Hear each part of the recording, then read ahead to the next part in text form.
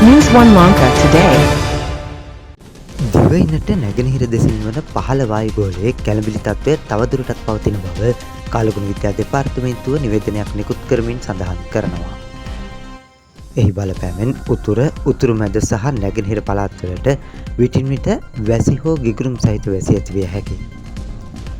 උතුරු සහ නැගෙනහිර පළාත්වල ඇතැම් ස්ථානවලට මිලිමීටර් 100ක පමණ තද වැසි ඇතිවිය හැකියි. දිවයිනේ සෙසු ප්‍රදේශවල පසුරුවකින් පමණ පසුව තැනින් තැන වැසි හෝ ගිගුරුම් සහිත වැසි ඇතිවිය හැකි බව සඳහන්.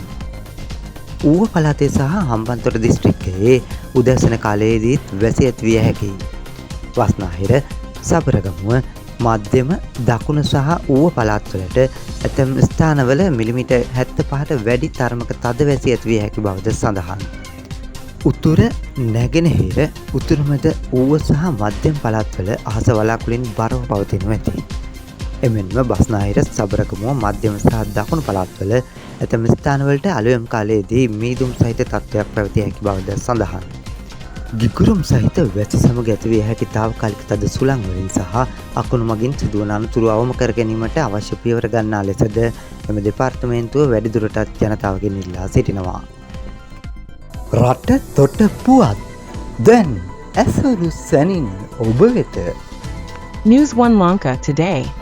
True is soon.